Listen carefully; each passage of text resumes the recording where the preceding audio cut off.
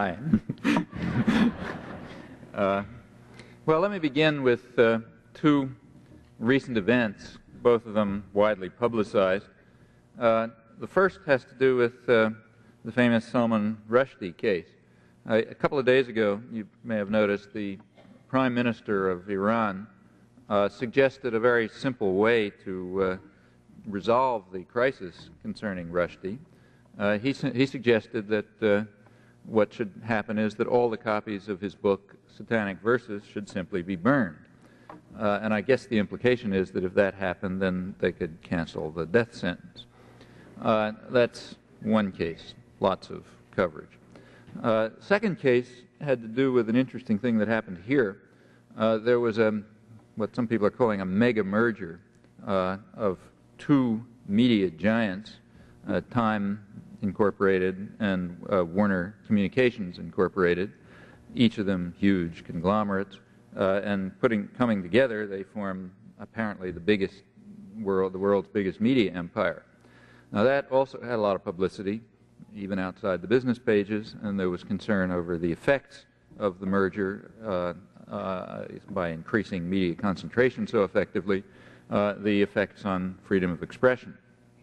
Well, these two events they seem rather remote from one another, and in a sense they are, but we can draw them together by recalling an event which was not considered important enough to be reported, but which I happen to know about because I was personally involved. The title for this talk is, you may have noticed, Manufacturing Consent, Political Economy, the Mass Media. That's actually the title of a recent book that I was co-author of with my co-author is Edward Herman, and the two of us have been working together for many years. Our first book was published in 1974, a book on American foreign policy and the media, in fact, and it was published by a publisher, a textbook publisher, flourishing textbook publisher, which happened to be a subsidiary of Warner Communications Incorporated. Well, unless you're a very rare person, you never saw that book, and the reason was that when the advertising for the book appeared after 20,000 copies were published, one of the executives of Warner Communications saw the advertising and didn't like the feel of it and asked to see the book and liked it even less, in fact was appalled, and then followed an interaction which I won't bother describing, but the end result of it was that the parent company, Warner Communications, simply decided to put the publisher out of business and to end the whole story that way. Now, they didn't burn the books, they pulped them, which is more civilized. Also, books don't burn very well, actually, I'm told. They're kind of like bricks. But pulping works. And it wasn't just our book that was eliminated, it was all the books published by that publisher. Well, there are a couple of differences between this and the case of the Prime Minister of Iran. One difference is that this was actually done, not just suggested. The second difference is it wasn't just one book, it was all books which happened to be tainted by being published by the publisher who had done this bad thing. A third difference is the reaction. The reaction in the case of the Warner Communications putting the publisher out of business to prevent them from publishing our book, the reaction to that was zero, not because it wasn't known, it just was not considered of any significance, whereas the Rushdie affair, of course, has had a huge furor, as it should, and the Prime Minister's proposal was greeted with ridicule and contempt as a demonstration of what you can expect from these barbarous people. So there are some differences. Well, let's go back to the question about the mega merger. Will this new media empire restrict freedom of expression by excessive media concentration?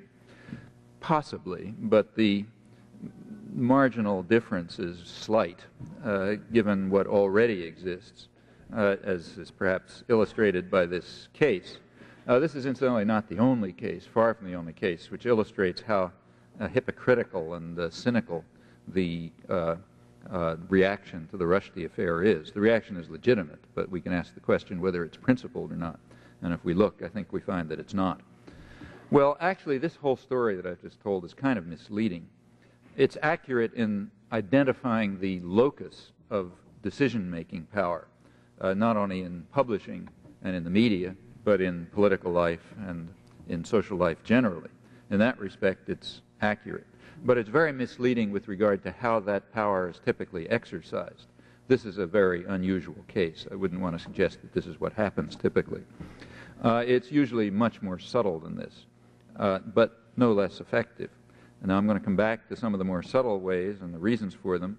And in fact, if there's time, or maybe back in discussion, I'll talk about the aftermath of this particular incident, which is also kind of illuminating in this respect, though more complex. Well, with that much as background, let me turn to the main topic, manufacturing consent, a topic, and thought control and indoctrination and so on. Now, and I want to discuss how this relates to the media. Now, there is a standard view about the media and the way they function. The standard view is expressed, for example, by Supreme Court Justice Powell when he describes what he calls the crucial role of the media in affecting the societal purpose of the First Amendment, that is, enabling the public to assert meaningful control over the political process. So the idea is this is kind of an instrumental defense of the First Amendment. The value to be achieved is the democratic process, and for the democratic process to function, it's necessary for the public to have free access, open access to relevant information and opinion, and a wide range of opinion, and it's the job of the media to ensure that, and the First Amendment has the instrumental function of guaranteeing that this is served, and the media then do it. That's the standard view. And notice it has a kind of a descriptive component and also a normative component. It says this is what the media ought to be like, and this is what they are like.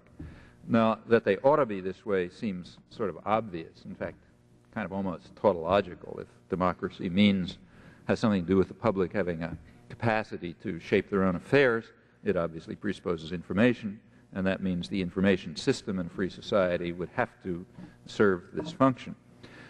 Since it seems so obvious, it's worth bearing in mind that there is a contrary view, and in fact the contrary view is very widely held. In fact, I wouldn't be surprised if the contrary view is the dominant view among people over the last couple of centuries who have thought about liberal democracy and freedom and how it ought to function. In any event, it's certainly a major position.